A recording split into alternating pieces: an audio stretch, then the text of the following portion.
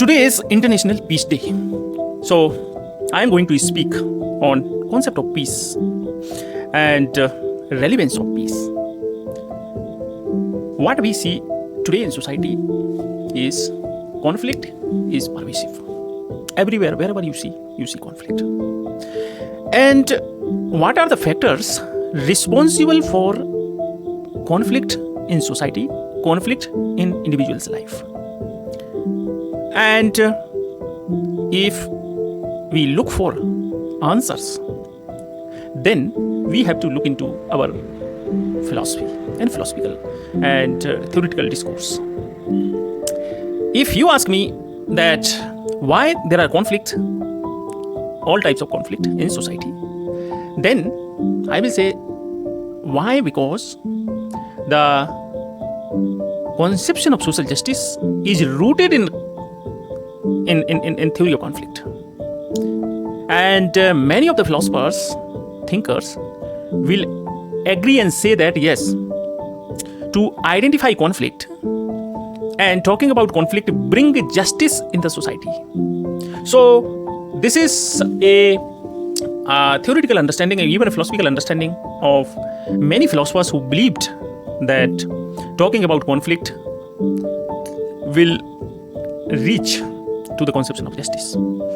And if you take the example like Karl Marx, he's talking about equality and communism, but he started talking about class conflict in the society.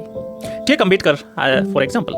He is talking about equality, social equality, but he started with caste conflict. So the whole philosophical discourse is rooted in the idea that conflicts are essential and inevitable for our progress, and this progress is directed towards qualitative change and having a qualitatively better life and having a better system and moving in the direction of justice, fairness and equality. So all the philosophers, take the example from Hegel, who is really talking about in the philosophy of history, identifying dialectical idealism and history moving in the direction of freedom, following dialectical idealism. Take example of Karl Marx. History is moving qualitatively in better direction, following the dialectical materialist progression of the history you see. These philosophers actually have done a blunder mistake, which I come to know. So what is the blunder mistake? Take the example, and this Hegel idea of progress or Karl Marx idea of progress, either in idealism and materialism, is actually coming out from a scientist. His name is Darwin. Darwin is someone who theoretically and practically proved that all the species evolving and humans also evolved.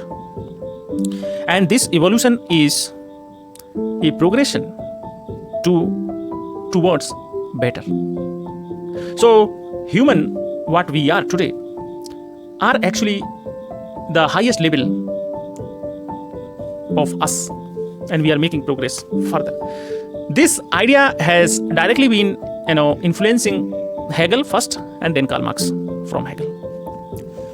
So taking biological foundation for social theorization has actually become a serious problem for the society.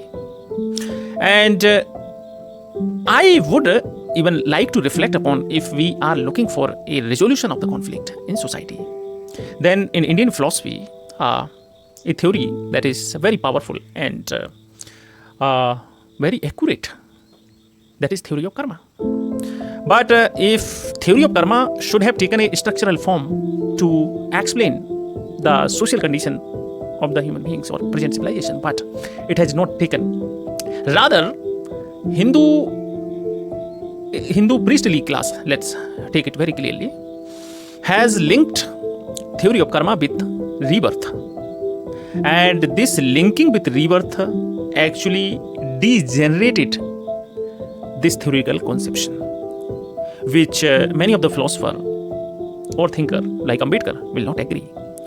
So the question would have been by the side of Ambedkar and Dalit that there is, let's say, misinterpretation of theory of karma in urge of making it practical and also beneficial for certain classes in India. There is actually critique of theory of karma as well. Otherwise, see, if priestly class in India have misinterpreted theory of karma, that is their mistake. That mistake has to be highlighted.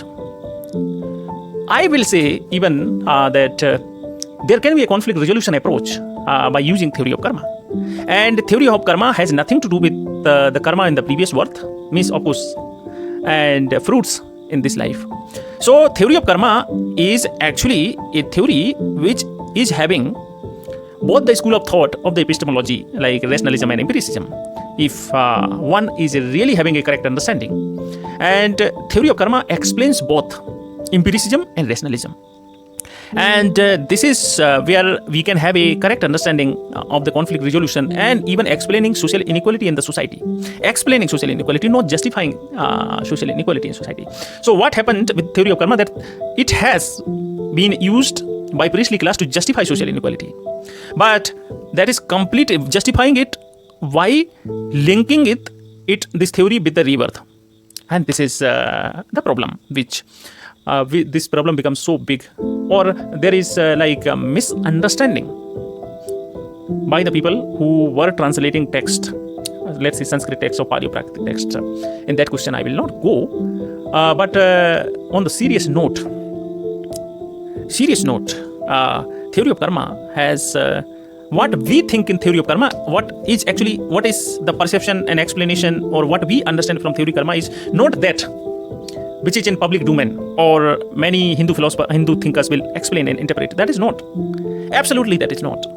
And this much courage I have and gained to explain that whether it is Bhagavad Gita or any Vedantic text which misinterpret theory of karma, that we can discuss later. But I will little bit come to the point which I wanted to say, that how theory of karma can have a conflict resolution approach. And so yes, I took a different route, but let me come back to the question of which Hegel, who actually rejected the Kantian explanation or Kantian framework to achieve peace in the society. Immanuel Kant has been one of the greatest philosophers, and he is having actually the correct understanding about logic, ethics and physics. He is having the proper clear understanding, a complete philosopher. If in the modern times, if somebody say that who is a complete philosopher, I will say Kant is the complete philosopher. Hegel is not a complete philosopher, or Marx is not a complete philosopher. And Kant is actually a philosopher in totality. Kant is a philosopher in totality. He can be called as a philosopher.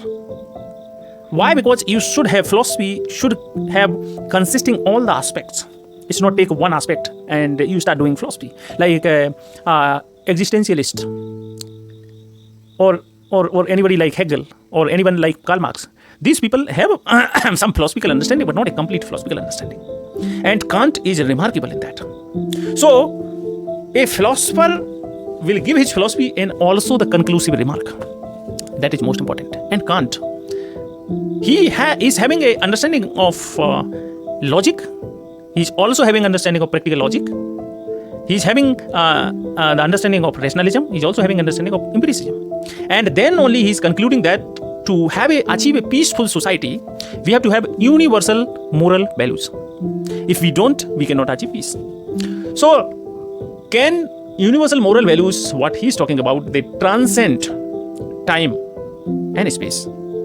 Let's say in terms of time and also in terms of space. So he's talking about, yes, that we can have some universal moral transcendental values to rule over society. And this idea goes against idea of freedom, Hegelian freedom, where he's actually questioning Kant. So this is a deep philosophical thought where you have to have the really correct understanding about what actually a philosopher is talking about. So the Hegelian progression of idealism or Karl Marx's progression of materialism actually served the interest of the capitalism to justify the development and the progress of the society. So this development was not in any sense better, qualitatively better. That would have been part of the discussion, but it is being justified. It was very much beneficial for the capitalism to either use Hegel or Karl Marx. But capitalism is deadly against Kant. Capitalism is in favor of existential philosopher, let's say Nietzsche or Sartre. But Kant will be a philosopher who has to die in the age of capitalism, and we have to revive Kant and Kantian framework of thinking. Otherwise, we will not have peace in the society. Definitely, we will not have peace. So, Kantian framework is crucial to have a comprehensive understanding of conflict and how to achieve peace in the society. I'll stop here. If you want a more detailed lecture on peace and conflict, then I will speak on its empirical part. It was a little theoretical and philosophical. Rather, it empirical part, like how we discuss what are the conflicts, sort of conflict and all, that we discuss in next lecture. But it was focusing on a abstract theoretical and philosophical idea of peace. Thank you very much. Please follow my channel.